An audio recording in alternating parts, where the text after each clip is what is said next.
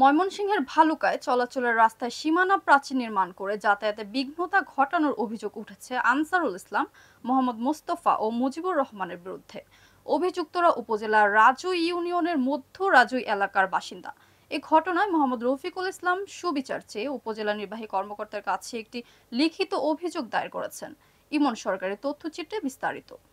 ময়মনসিংহের ভালুকায় চলাচলের রাস্তায় সীমানা প্রাচীর নির্মাণ করে যাতায়াতে বিঘ্নতা ঘটানোর অভিযোগ উঠেছে আনসারুল ইসলাম, মোহাম্মদ মোস্তফা ও মুজিবুর রহমানের বিরুদ্ধে। অভিযুক্তরা উপজেলার রাজুই ইউনিয়নের মধ্য রাজুই এলাকার বাসিন্দা।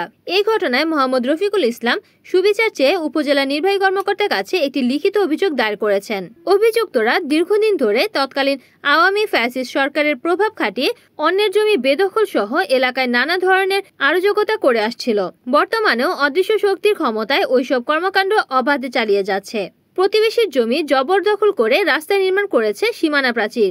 এর ফলে গৃহবন্দী হয়ে পড়েছে অন্তত 4টি পরিবার।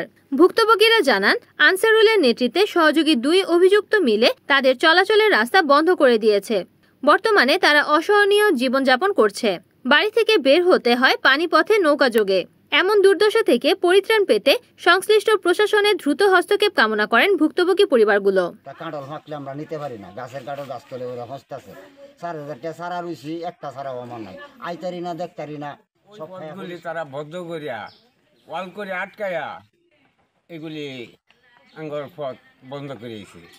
যখন বন্ধ করিয়েছে তখন করলাম, তোমরা যদি পথ না দাও তা আমাদের 45 দাগ যে জমিনটা আছে ওই জমিনটা তোমরা আঙ্গর ছেড়ে দেও, আমরা ওই জায়গাতে আমরা পথটা করে লয়ে যাই।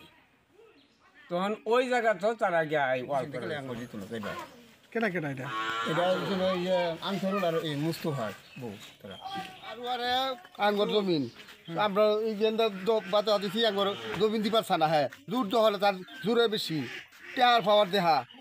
কে নাম বলেন? আগে যে বেন্দা মানে বদ্ধরা এই সীমানা তারা করে আছে, বদ্ধ যুগ করে আমরা এন্দা 45 দাগ আর 47 দাগ, এই 47 দাগ আর 45 দাগ আমরা এন্দা যাইতে।